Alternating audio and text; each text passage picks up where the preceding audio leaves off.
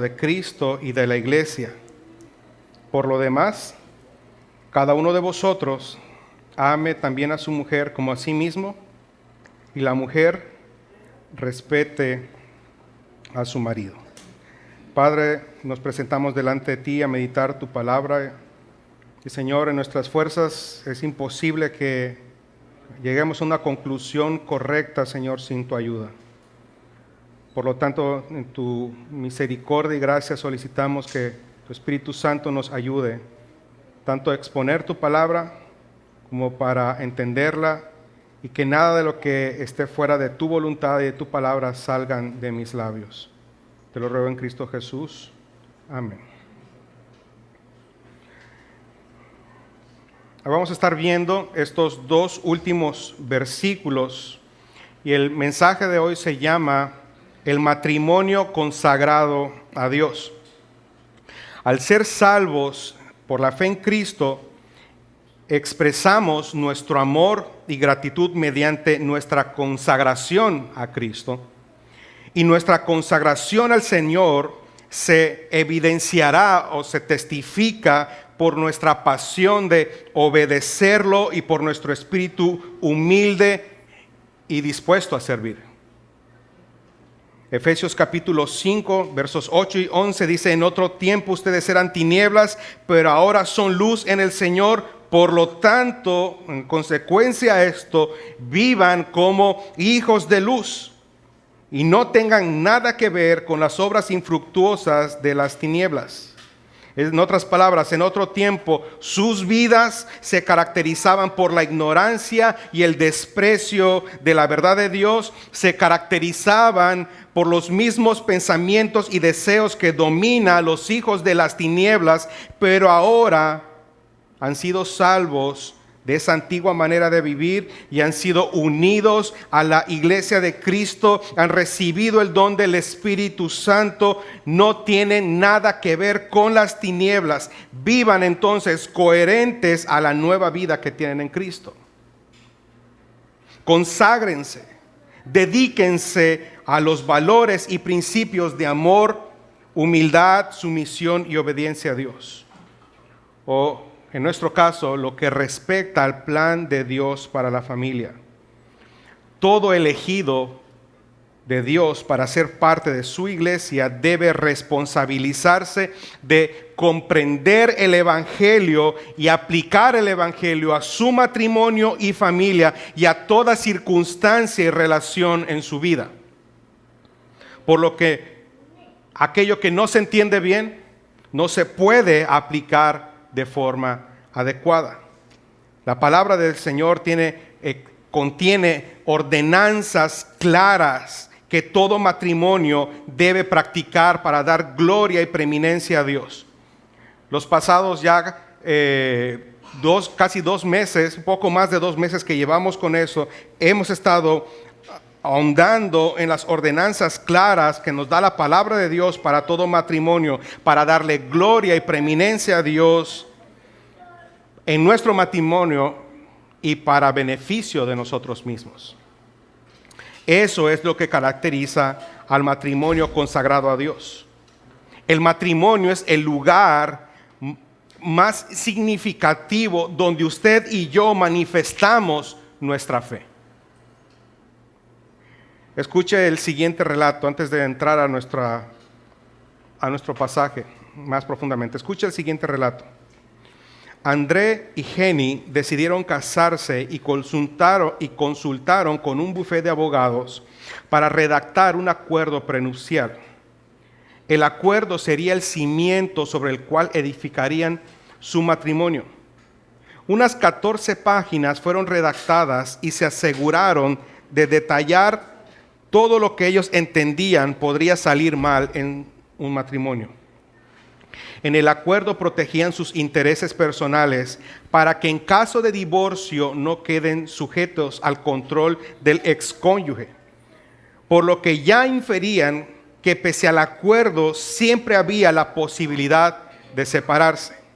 En el acuerdo, André planeaba una carrera lucrativa y Jenny dejaría un empleo formal, por lo que Jenny se aseguró que en caso de éxito, André debía compensarla por dicho sacrificio, pero solo si el matrimonio terminaba en divorcio.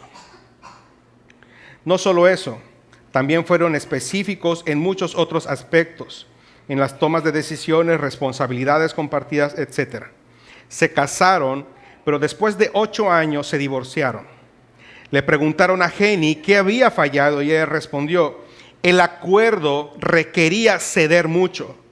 Conforme André desarrollaba el negocio, me vi siendo chantajeada a entretener a los clientes al mismo tiempo que cuidaba del hogar, y cuando no quería, él me recordaba el acuerdo prenupcial y que si me negaba no podría reclamar nada. A ambos nos generó una sensación de desconfianza, se rompió el encanto y a mí en realidad ya no me interesaba nada más. ¿Qué más podía perder que pudiera perder después de un divorcio? Ambos vivimos en una agobiante realidad. André dijo lo siguiente: actualmente me veo imposibilitado de mantener el estilo de vida al que estuve acostumbrado durante el matrimonio, porque el acuerdo limita sustancialmente la cantidad de manutención y ella no pretende negociar. Definitivamente no era lo que planeaba para mí. Jenny y su hijo se mudaron a casa de su hermana. André se casó una vez más, se divorció en menos de 1 y actualmente vive en unión libre. Este relato usa nombres ficticios,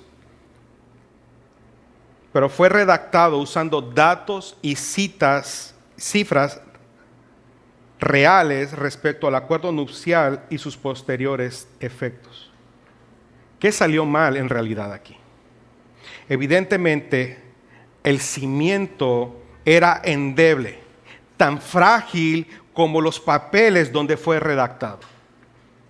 El éxito del matrimonio no es cuestión de manipulación. El éxito del matrimonio no es producto de la lógica o inteligencia del hombre. El éxito del matrimonio es que ambos cónyuges deben ser llenos del Espíritu Santo, controlados por el Espíritu Santo.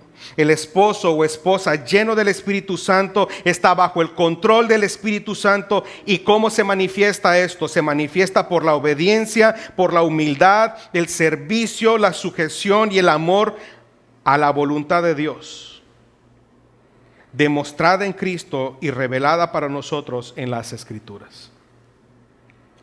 El matrimonio se cimienta en fundamentos espirituales, bíblicos, no sobre cimientos emocionales, platónicos, egoístas, psicológicos y carnales. Todo esposo o esposa que desee el éxito y bendición de su matrimonio debe amar, debe obedecer y debe someterse a Dios por encima de todo.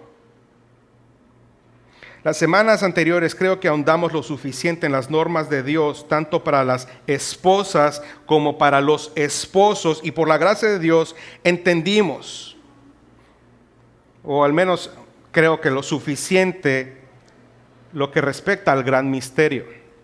El versículo 32 de nuestro pasaje nos indica que hay un gran misterio. ¿Y de qué estaba hablando Pablo cuando hablaba de este gran misterio? Bueno, se estaba hablando de la unión de Cristo y la iglesia. Por miles de años estuvo guardado, estuvo velado el que Dios antes de la creación ya tenía en mente la unión de Cristo y la iglesia. Desde antes de la creación, el amor sacrificial de Cristo por la iglesia y la respuesta sumisa de la iglesia a Cristo estuvo en la mente de Dios en todo momento. Y Él mismo, al momento de unir a Adán y a Eva, el Señor estaba testificando de su interés de unir a Cristo con su iglesia. Solo que aquel Adán y aquella Eva fallaron. Sin embargo, el amor eterno y perfecto de Cristo, pese a la rebelión y fealdad de la iglesia, jamás mermó. Por la cruz, Cristo reunió a los que desde antes de la fundación del mundo habían sido escogidos para ser parte de la esposa, parte de la iglesia, y se les dio un corazón nuevo y Dios puso su espíritu en ellos para que la esposa de Cristo le amara y le obedeciera. No está bajo las obras de la ley, sino bajo la obra, el control, la llenura del Espíritu Santo. Este misterio, esta unión de Cristo y la iglesia es el modelo que todo matrimonio debe reproducir en su hogar. Este misterio, esta unión de Cristo y la iglesia está caracterizada por el nivel, la medida, el estándar, la profundidad y el alcance más sublime sobre la tierra. El amor de Cristo ha sido total, ha sido incondicional y su alcance es eterno. El sometimiento de la iglesia es total, es incondicional, es amoroso y agradecido. La unión de Cristo y la iglesia es indestructible y es irreductible. Cristo se ha comprometido a preservarla, a proveerle, a estar con ella, a perdonarla, a animarla, a embellecerla, a protegerla, a afirmarla. Y ella ha afirmado su sometimiento a honrarle, servirle, amarle, alabarle, reconocerle. Su estándar es el nivel de amor y sumisión más alto. Es un amor que ni la muerte puede destruir. Él ha prometido venir por ella y ella, la iglesia, le ha confiado su futuro a Cristo de manera total. Ese amor y sumisión ha hecho que la iglesia sufra persecución, sufra angustia, pero ese amor de Cristo por ella y la sumisión de ella por Cristo se ha perpetuado por miles de años. Cristo no busca lo suyo, la iglesia verdadera tampoco. Grande es en verdad este misterio.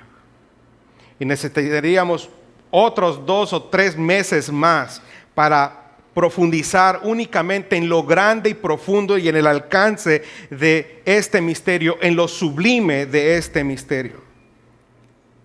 Y una vez más, todo elegido de Dios para ser parte de su iglesia debe responsabilizarse de comprender este misterio y aplicarlo a su matrimonio y a su familia.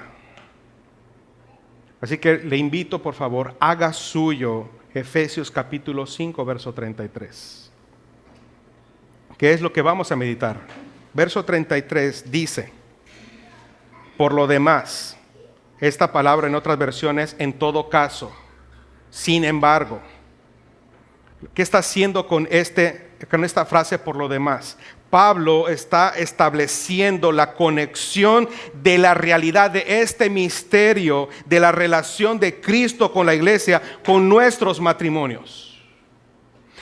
Esto significa, a pesar que la realidad del misterio, que la unión de Cristo y la iglesia implica un estándar, un nivel, una profundidad sublime e inalcanzable de este lado de la eternidad, todo matrimonio debe hacer el máximo esfuerzo de alcanzarlo, de reflejarlo, de imitarlo. No hay excusas, no hay pretexto. Todo esposo y esposa que está lleno del Espíritu Santo tiene el poder, tiene el potencial y la capacidad de imitarlo. Un matrimonio, un esposo, una esposa que no está comprometida o comprometido con imitar la realidad de la unión de Cristo y su iglesia, eventualmente, ¿sabe qué ocurre? Que blasfema, vitupera, profana, calumnia, difama el nombre de Cristo porque está representando una mentira.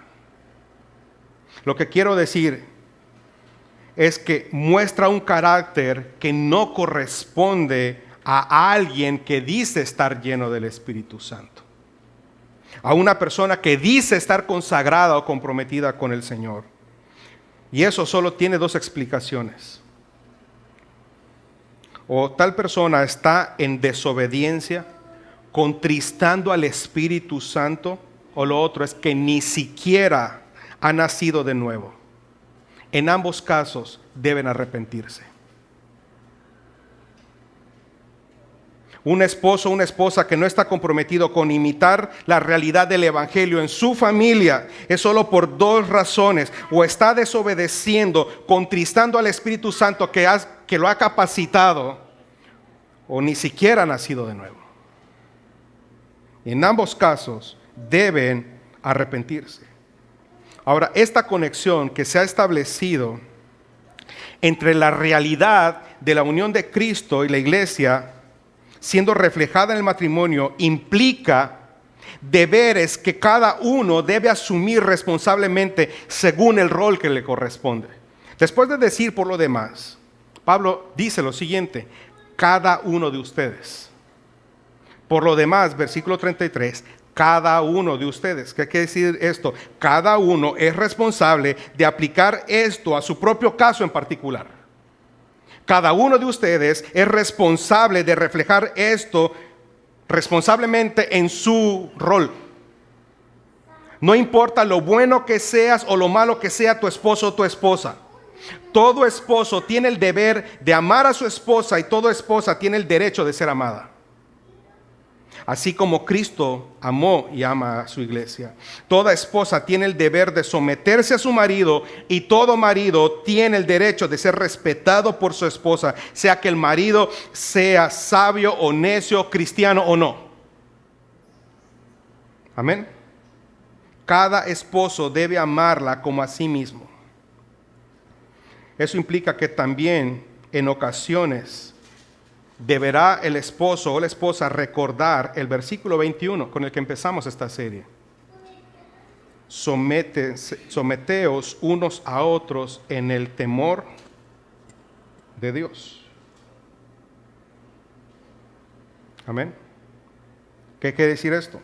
Que cada esposo debe reconocer que lo que su esposa sugiere es sabio, es necesario, y le permite de una manera sabia ejercer su rol como cabeza del hogar.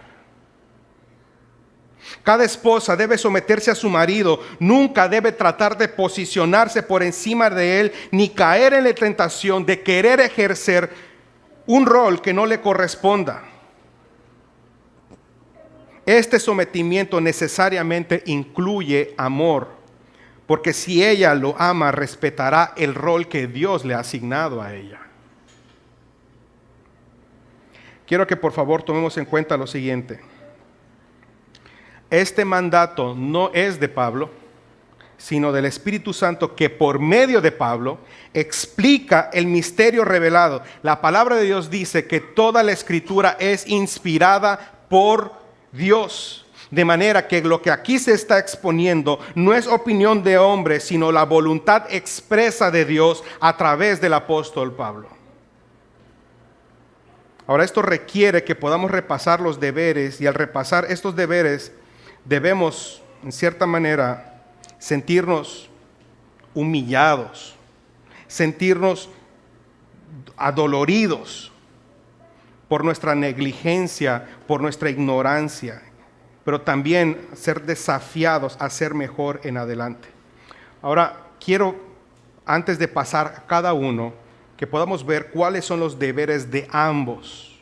Número 1, ¿cuál es el primer deber de ambos?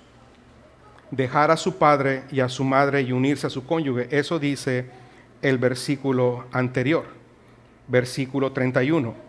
Por esto dejará el hombre a su padre y a su madre y se unirá a su mujer y los dos serán una sola carne. Recuerda que estas palabras fueron declaradas por Dios al unir a Adán y a Eva, pero también fueron corroboradas y confirmadas por el Hijo de Dios, Cristo mismo, en su ministerio público. Y usted lo puede encontrar tanto en Mateo como en Marcos. Cristo diciendo las mismas palabras: el hombre dejará padre y madre y unirá a su mujer y serán una sola carne. Y no solo eso, después de eso fueron afirmadas por los apóstoles. Tanto Pedro como Pablo, dicen lo mismo. Y lo que acá está queriendo decir es que si ambos ya son uno, deben vivir como tal. Y obedecer el mandamiento de dejar al padre y a la madre dará como resultado bendiciones para el matrimonio y el hogar.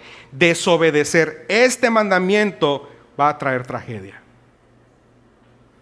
Este mandamiento no está sujeto a la opinión de las personas. Lo dio Dios al crear al ser humano. Cristo Jesús en su ministerio y corroborado por los apóstoles, o más bien por el Espíritu Santo a través de los apóstoles en el Nuevo Testamento. Número 2. Deben amarse el uno al otro. Esto es tanto el esposo como la esposa. Este amor no es meramente romance, sino afecto y cuidado auténtico y constante. Un amor que, de acuerdo a 1 de Pedro, capítulo 1, verso 22, y cito textualmente, es entrañable de corazón puro el uno por el otro. Escuche las palabras, entrañable de corazón puro el uno por el otro. Este corazón produce un amor desinteresado, incondicional, servicial, humilde, previene y reduce los problemas familiares. Note, primer deber, dejar padre y madre. Segundo deber, amarse el uno a otro. Amén. Ahora, ¿cómo hacemos esto? De amarnos con un corazón entrañable y puro, imitando a Cristo en su rol particular, no provocando la desconfianza, el enojo, el reclamo, la frustración de su cónyuge. Usted es responsable de mantener a su cónyuge con un corazón puro también. Amén. Número 3, ser fieles el uno a otro. Esto está en la palabra de Dios, esto es obvio. Y obviamente esto incluye fornicación y adulterio. El esposo y la esposa deben reservar sus miradas, sus palabras de afecto, sus pensamientos, sus deseos y su cuerpo solo para su cónyuge. Dios ha creado el sexo no solo para procrear, sino para la satisfacción, y de hecho es como un escudo que protege al esposo o a la esposa cuando el esposo y la esposa encuentran satisfacción únicamente en su marido o en su esposa. Ser fieles también implica no exponer al otro a menos que exista una obligación mayor, como el caso de que el esposo o la esposa recurrentemente está violentando sus deberes, poniendo en riesgo su santidad, la santidad de su cónyuge y la familia. Pero en tanto eso no sea así, no tiene ningún derecho a exponer los secretos ni debilidades de su cónyuge. Ser fieles el uno al otro. Número 4, ser pacientes el uno al otro. En el matrimonio hay muchas razones para impacientarse. Ambos requieren un espíritu manso y humilde. Tenemos que hacer todo lo posible por mantener la paz, dice la palabra de Dios.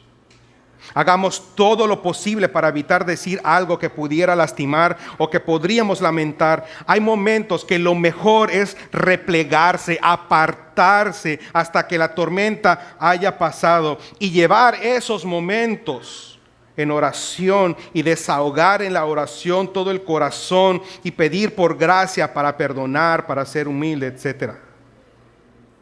Somos hijos de Dios, pero aún hay en nosotros influencia de la naturaleza caída. Reconozcan mutuamente sus pecados y confiésenselos a Dios. Cedan el uno a otro. Cediendo el uno al otro, ¿sabe qué ocurre? Que no le damos lugar al diablo. Procurando la paz, ¿qué hacemos? No le damos lugar al diablo. Airaos, pero no pequéis. Que no se ponga el sol sobre vuestro ojo. No deis lugar al diablo. Ahora hay cosas que implican acción inmediata. Hay cosas que implican reacción inmediata, que el esposo o la esposa debe de hacer sí o sí. Pero hay otras cosas que debemos reconocer y ayudar, porque eso implicará mayor esfuerzo a nuestro cónyuge. Tenemos que ser pacientes. Número 5. Deber número 5. Orar y compartir la palabra el uno por el otro, con el otro. Una muestra de compromiso en el matrimonio es orar especialmente por nuestro cónyuge.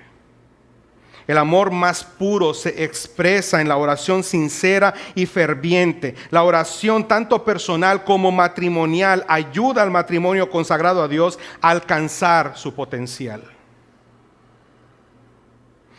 Déjeme decirle que todos los otros 4 deberes no los puede usted llevar a cabo sin la fuerza y el poder de la oración. Necesitamos orar y compartir la palabra el uno con el otro. Al compartir la palabra o el compartir la palabra tiene varios efectos. Anima, instruye, ayuda a tomar mejores decisiones, exhorta a asumir nuestras responsabilidades, nos apartan de caminos de injusticia y nos guía por la senda de la santidad, nos purifica, nos corrige, etc. Ahora, una vez repasados los deberes de ambos, vamos a ver más ampliamente los deberes de cada uno. Pero antes permítame hacer una observación. Quienes han estado presentes en las anteriores exposiciones recordarán que en cuanto a la norma de Dios, empezamos con la norma de Dios para la esposa, porque así nos los indicó el pasaje. Luego seguimos con la norma de Dios para el esposo.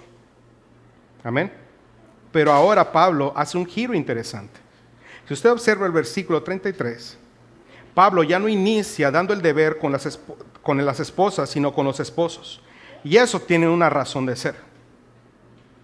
En el versículo 22, Pablo nos indica que la tendencia es ir en contra de la autoridad. Por eso empezó por la norma de Dios hacia las esposas. Porque la tendencia natural es ir contra la autoridad. Y porque la autoridad tiende a la tiranía. Pero una vez que él ha establecido el cimiento correcto, en el verso de 33 afirma la norma y el rol para los integrantes del matrimonio, destacando primeramente la responsabilidad de la cabeza. Y le voy a decir porque esto lo estaba comentando con Lili y yo le doy gracias a Dios porque al comentarlo yo me daba cuenta esto que el Señor estaba mostrando en el pasaje, y es que la mujer tiene la disposición a asumir su responsabilidad. La mujer, cuando escucha, tiende a asumir su responsabilidad porque hay algo en ella. Entonces el sentido materno que le dice, hazlo por bien de tu familia. Pero cuando el varón no asume la suya, deriva en enojo, frustración, tristeza y desesperación. El esposo perezoso e indolente es un estorbo. Su falta de carácter no incentiva, no anima a su esposa a imitar el ejemplo de Cristo.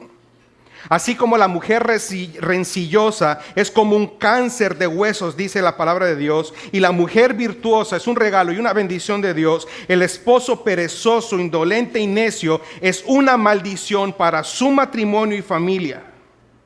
Mientras que el responsable, el sabio y comprometido es alivio y consuelo para el alma de su esposa. Por eso empieza en el versículo 33 hablando al esposo. Amén. Ahora vamos a ver cuál es el deber del esposo. Aparentemente es uno, pero este uno se ramifica en muchas maneras. El deber del esposo, ¿cuál es? Amar. ¿Qué amar? ¿Qué tipo de amor? El amor sacrificial, el amor ágape, ese es su estándar de amor. El amor sacrificial es el fundamento de todos los demás deberes para con su esposa. Sin amor, sin el amor de Dios derramado en su corazón, el amor de Dios en primer lugar, o el amor a Dios en primer lugar, su deber de amar sacrificial incondicionalmente a su esposa, ¿sabe qué? Le será una carga, una molestia, y quizás lo intente, pero no va a ser perseverante. El esposo debe amar así y se le ordena amar así porque es un hijo de Dios capacitado por el Espíritu Santo para hacer algo así. El esposo expresa su amor con muestras de cariño, afecto y respeto. Repito, el esposo expresa su amor con muestras de cariño, afecto y respeto. Su amor por ella debe estar por encima de su amor por sus hijos y por encima de su amor por su padre o por su madre, porque ella ahora es el objeto de su lealtad. Debemos amar a nuestras esposas de la misma manera que Jesús amó a su iglesia, sin hipocresía, con un amor sincero, intenso y real. Porque así fue el amor de Cristo Jesús. Fue sin hipocresía, fue sincero, fue intenso y real, a tal punto que Él murió por ella en la cruz. Este amor tiene que ser incondicional. Se dio por ella. La amó desde antes de la fundación del mundo. La amó antes que ella lo amara. No había nada bello en ella. No había ningún atractivo ni nada que Jesús habría de necesitar o de lo cual beneficiarse. Y sabe, aún la ama a pesar de sus errores, a pesar de sus fracasos, a pesar de sus pecados y a pesar de sus deficiencias. Así tiene que ser el amor de un esposo por su esposa. Si usted no está sometiéndose a esto, usted está siendo necio, desobediente, indolente y está trayendo maldición a su matrimonio y a su familia. Por eso Pablo habla primero a los esposos, porque casi todo pasa por el varón. Si los varones no entendemos esto, vamos a traer desgracia a nuestro matrimonio.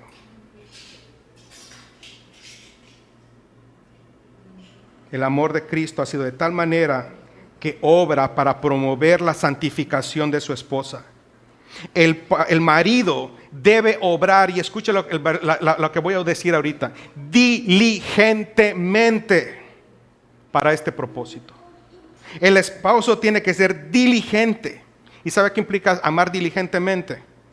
Para promover la santificación de su esposa. Que el amar implica pasar por alto la afrenta, pero no implica que no deba reprender la afrenta, pero debe procurar una reprensión que procure la restauración espiritual de la esposa. Casi siempre lo que esposos buscamos es que se restaure nuestro honor, nuestro orgullo. No, ¿sabe qué? Por encima de nuestro honor está el nombre de Cristo. Y si amamos a Cristo por encima de todos, vamos a procurar la santificación de ella, no nuestro honor, no la restauración de nuestro honor o nuestro buen nombre. Este amor se demuestra en que es un amor constante y eterno. Muchas veces la iglesia no se ha sometido. Muchas veces la iglesia ha hecho a un lado a Cristo, pero Él sigue amándola. ¿Qué estoy diciendo con esto? Ninguna mala conducta de parte de nuestras esposas justifican dejarlas de amar como Cristo amó a su iglesia. Si usted está haciendo eso, de verdad, haga conciencia y arrepiéntase. Este es un amor que alienta, que la conforta, que le elogia, que reconoce su esfuerzo y dedicación. ¿Qué quiere decir con esto? Que el amor de un marido no menosprecia los miedos e inseguridades de su esposa. Le habla con gentileza, con amor, no la compara, no se burla, la escucha, la atiende sus necesidades físicas, emocionales y espirituales. Y de hecho pone estas necesidades por encima de las suyas. Es capaz de poner el deseo de su esposa por encima del suyo. Porque es un amor que se sacrifica. Es un amor que la protege de peligros, tentaciones, daños, reproches y desprecios. Este es el amor de Cristo por su iglesia. La protege de peligros, la protege de tentaciones, de daños, de reproches, de desprecios y procura ser empático. Nosotros, dice Hebreos, tenemos un sacerdote que nos entiende porque ha vivido lo mismo que nosotros y no nos reprocha. Es empático con nosotros, sabe que somos polvo y sabe que hace Cristo Jesús con su iglesia. La defiende, la apoya y le da seguridad.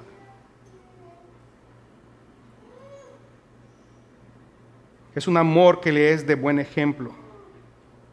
Su influencia de piedad, virtud, compromiso y sabiduría le permite a su esposa conocer más a Cristo. Usted como esposo o le facilita a su esposa conocer más a Cristo, usted es un estorbo para su esposa y su familia. Ella va a aprender a orar cuando le escuche orar. Ella va a comprender mejor la palabra cuando le escuche a usted razonar la palabra. Pero va a aprender más por su testimonio. Este es un amor que provee. Este es un amor que provee. Así como Cristo es el proveedor y sustentador de su iglesia, así el esposo debe asumir la responsabilidad de ser el proveedor y sustentador de su familia y de su esposa. No es la esposa la que mantiene al esposo. En todo caso, ella ayuda, pero no es su responsabilidad proveer y sustentar el hogar. ¿Sabe? La iglesia sabe y confía en que todas sus necesidades serán satisfechas por su esposo, por Cristo Jesús. Y su confianza es tal que le puede confiar su futuro. La iglesia verdadera le ha confiado su futuro a Cristo Jesús, sabiendo que Él es el sustentador de la fe. ¿Qué quiere decir esto? Que la esposa debe poder tener esa misma clase de confianza en su marido. Saber que su marido hace y hará todo lo posible para que en casa ni a ella ni a su familia le falte nada. Y esto no es menor. Escuche lo que dice la palabra de Dios. Si alguno no provee para los suyos, mayormente para los de su casa, escuche, ha negado la fe y es peor que un incrédulo. ¿Sabe por qué? Porque esto es lo mínimo que se requiere de un esposo cristiano. Si él ni siquiera hace esto, su conducta es peor que un incrédulo. Es un amor que satisface necesidades, pero sabe, es un amor que también sabe consentir. Jesucristo no solo ve por las necesidades de su iglesia, sino que también le otorga pedidos razonables de la iglesia. Proverbios 31:11 dice que es un amor que confía en su esposa. Dice, el corazón de su marido está confiado en ella. ¿Qué es esto? El esposo le confía un monto para que maneje tanto para su antojo como para las cuestiones de la casa. Él trabaja y trae los bienes y ella, ¿qué hace? Los administra. El que el marido obtenga los bienes no quiere decir que puede hacer con ellos lo que se le pegue la gana. Su prioridad básica es proveer, satisfacer necesidades, y eso implica que tomará en cuenta la opinión de su esposa para la administración eficiente de los bienes y riquezas. No es que una vez ya que proveyó, él puede hacer lo que se le pega la gana con el resto. No, usted, aunque sea esposo, proveedor, usted no es el dueño. Usted es un administrador de las riquezas del Señor. Somos administradores, no dueños de las cosas.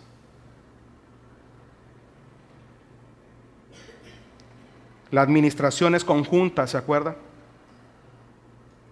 No es que yo ya di, ahora puedo hacer lo que se me pegue la gana. Voy a satisfacer lo que yo quiera. No es así. Debe tomar en cuenta la opinión de la esposa.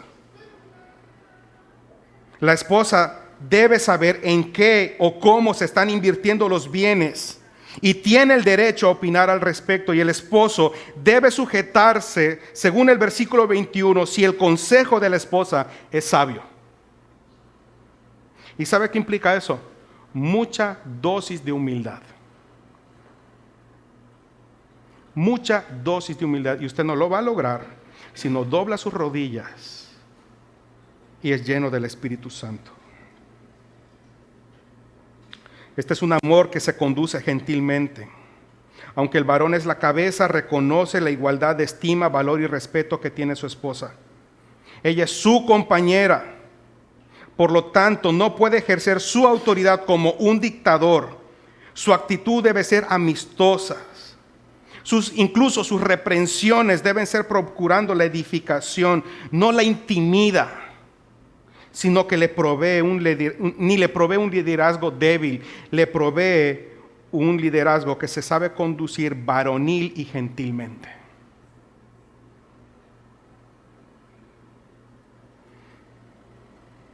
Si este amor no prevalece en ella, si este amor no prevalece en su matrimonio y familia, esposo, usted ha fracasado y se dirige y está dirigiendo a su matrimonio y familia al fracaso.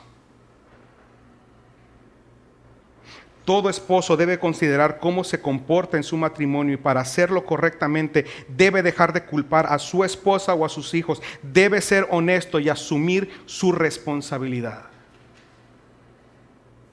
La esposa y los hijos observan al esposo y al padre. Y más de lo que tú puedas decir o enseñar, ellos están aprendiendo de cómo tu esposo te estás conduciendo.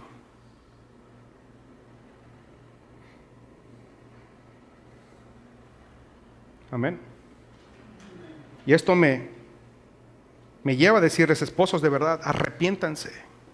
Pidan perdón a Dios y a su familia por su indolencia, por su negligencia, por su prepotencia, por su pereza, por su falta de carácter. Y no solo haga esto, ¿sabe qué? Métase en su habitación, doble sus rodillas y clame a Dios que le dé gracia para ser el esposo y padre que su familia necesita.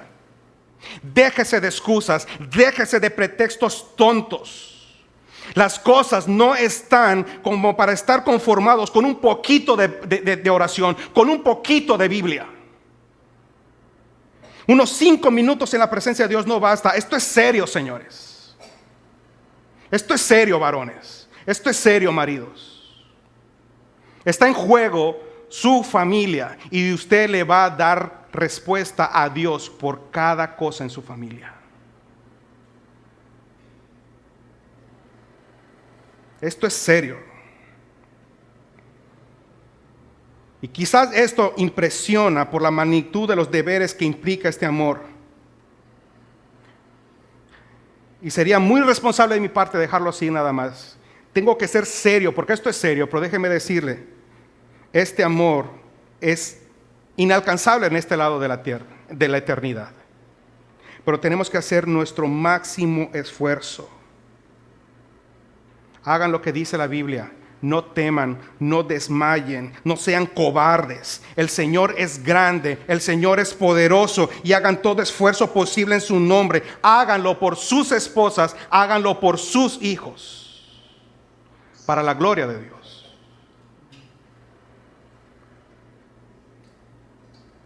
Ahora quiero abordar el tema especial, el deber especial de la esposa. El deber especial de la esposa, dice aquí, es honrar. ¿Sabe? Esta es la cualidad especial en una esposa.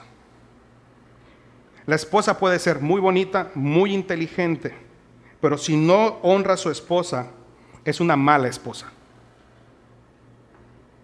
El deber de la esposa es, uno, reconocer el rol y autoridad que el Creador le ha dado a su marido. Al reconocer o admitirlo, entonces, en consecuencia, ella debe estar sujeta a esa autoridad. Y sabe, esto es indistinto de si su esposo es inteligente o no, torpe, lento, feo, cristiano o no. Si usted entiende y reconoce que Dios le ha dado una autoridad a su esposo, en consecuencia usted debe honrar esa autoridad. Si no, usted está en la misma imagen que acabo de describir. Está poniendo en entredicho la gloria de Dios y está vituperando el nombre de Cristo.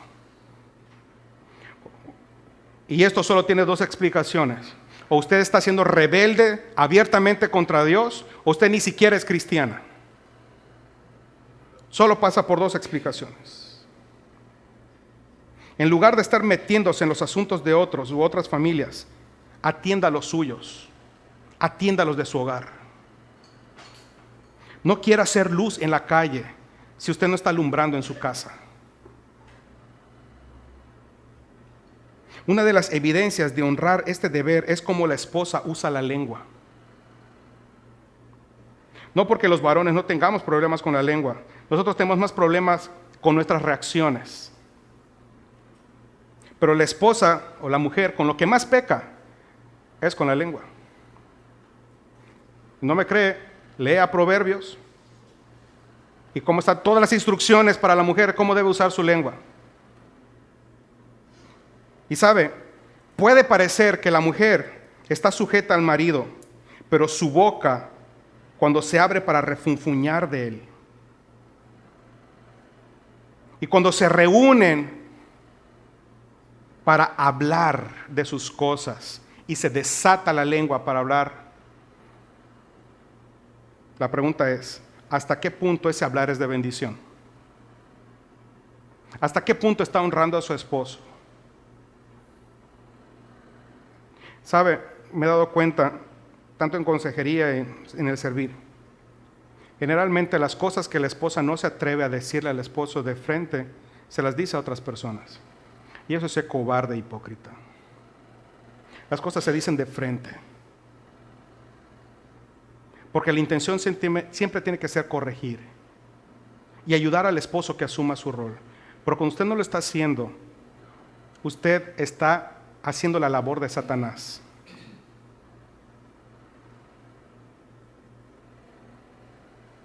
Es impropio, es un pecado no guardar la lengua. Usted tiene que guardar su lengua de chismes, de críticas, de murmuraciones, de gritería, de groserías, de quejas, de comparaciones para su marido.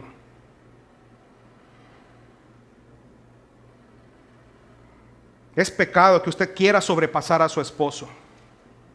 Este deber implica que usted no es independiente, sino que consulta a su esposo, se sujeta a él, siempre y cuando la guía, el consejo de su esposo se sujete al marco bíblico y moral de Dios. Ahora, este deber no quiere decir que usted es una esclava. Esto quiere decir que usted es una asociada. Amén. Usted es la ayuda idónea. Lo que quiero decir es que si esto, o la guía o la instrucción de su marido, no se atiene al marco bíblico y moral de Dios, usted no tiene por qué obedecerlo. Pero esto quiere decir que ese deber implica hacer todo esfuerzo posible por complacerle, por ayudarle, siempre y cuando esto no altere su rol en el matrimonio.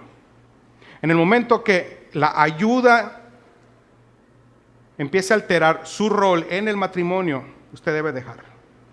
Porque se va a ver en la tentación de querer asumir un rol que no le corresponde a usted. Y en lugar de ser ayuda idónea a su esposo, lo está perjudicando.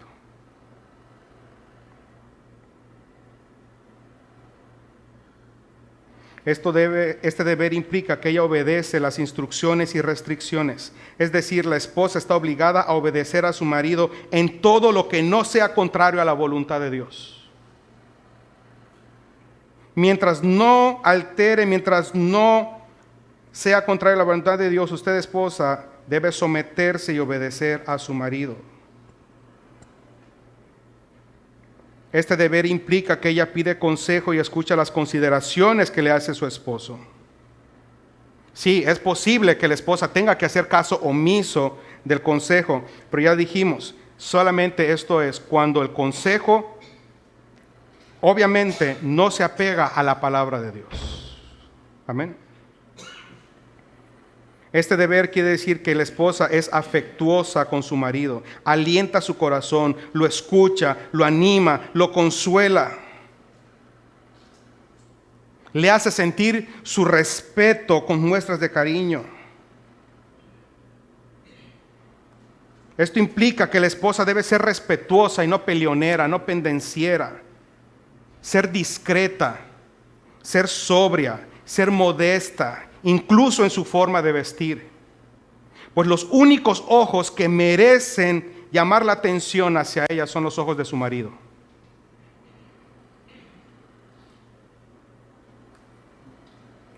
Ahora, ¿cómo cumplir estos deberes?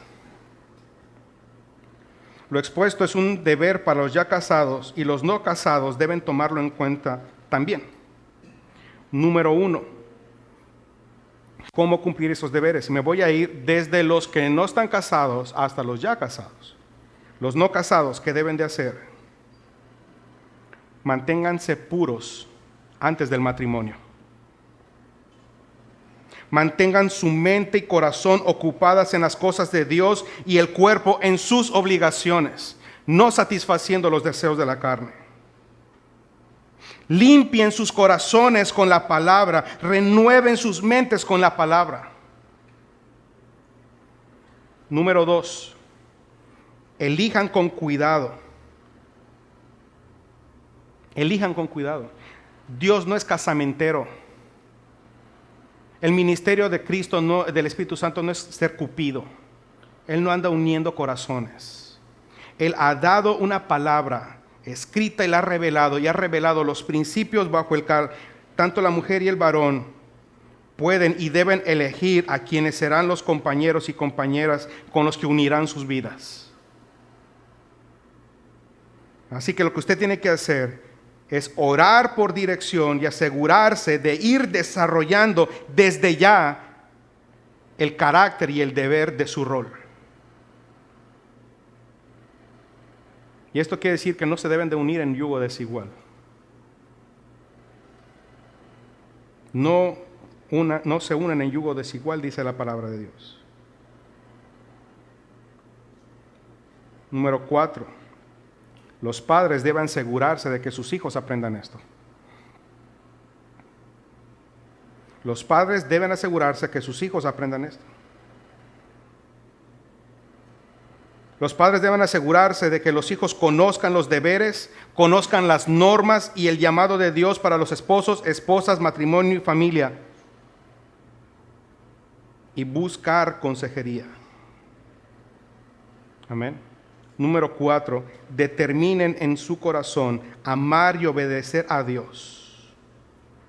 Repito, determinen en su corazón amar y obedecer a Dios. ¿Sabe por qué? Porque si no van a ser defraudados por sus propios deseos y por sus propios corazones engañosos. A los casados, número 1, arrepentimiento. Si ignorabas esto, ya no tienes excusa. El Señor ha querido revelarte su voluntad. Conoces la clave y se te ha dado la fuerza para obrar en consecuencia. Pide perdón a Dios y a tu cónyuge, pero no solo de labios. Da frutos evidentes de arrepentimiento. Número 2. Determina amar y obedecer a Dios. Número 3. Asegúrate de profundizar en el conocimiento de Cristo y el Evangelio. Busquen consejo, hablen entre ustedes y en el discipulado. Para eso es el discipulado, no solo para adquirir doctrina, sino para cómo vivir la doctrina. Si usted no lo sabe, su matrimonio y familia es el semillero de la iglesia. Sus hijos son la siguiente generación de discípulos. Su matrimonio y familia es el semillero de la iglesia y la sociedad. Y mire, o su familia es un caldo de cultivo para el desorden y la impiedad, o es un huerto donde la santidad y la piedad afloran. Y eso pasa por las responsabilidades del esposo y la esposa. Número 4, sean perseverantes. Seguiremos sufriendo por nuestra misma naturaleza pecaminosa. No siempre haremos el bien que queremos, ni siempre recibiremos el bien que esperamos. Pero el esposo y la esposa perseverante se esforzarán por cumplir su propio deber y en lugar de resaltar los pecados y errores de su cónyuge, será más sensible y estricto con sus propios pecados. Porque cuando se trata de señalar los errores de los demás, no nos cuesta nada. Somos dogmáticos. Pero cuando se trata de señalar a nosotros, somos muy complacientes. No, esto es al revés. En lugar de resaltar el pecado de su cónyuge, sea más sensible y estricto con sus propios pecados. Número 5. Oren por gracia, por humildad y sabiduría. ¿Y por qué estos 3? No estoy diciendo que son los únicos, pero ¿por qué resalto orar por gracia, humildad y sabiduría? Número 1, gracia porque los errores y pecados de tu cónyuge hacen surgir los tuyos. Y tanto tú como ella o él requieren de la gracia del Señor. Por lo tanto, eso te va a conducir a ser humilde. No creerte mejor que tu cónyuge. Y eso te va a ayudar a ser pronto para perdonar y mostrar mansedumbre, a reconocer tus pecados y procurar la paz. Eso te impedirá, esposo, ser un tirano. Y eso impedirá que la esposa no se sujete a su esposo. Y sabiduría, porque se requiere mucha sabiduría para que el esposo y la esposa desempeñen sus respectivos roles y las responsabilidades de cada uno.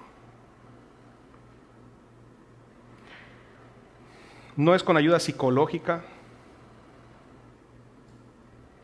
no es con opiniones de las personas, es con la palabra de Dios. 1 Pedro 5:6 dice: humillaos pues bajo la poderosa mano de Dios para que Él os exalte y cuando fuere tiempo. Si nos humillamos, el Señor nos levantará. La humildad conduce al honor, la sumisión es el camino a la exaltación.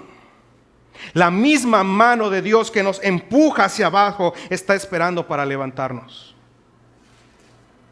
Nos rendimos para vencer. Aquel que se humilla bajo la mano de Dios no dejará de ser bendecido, sostenido y consolado por Dios. Este versículo nos muestra que es un hábito de Dios derribar al orgulloso y exaltar al humilde.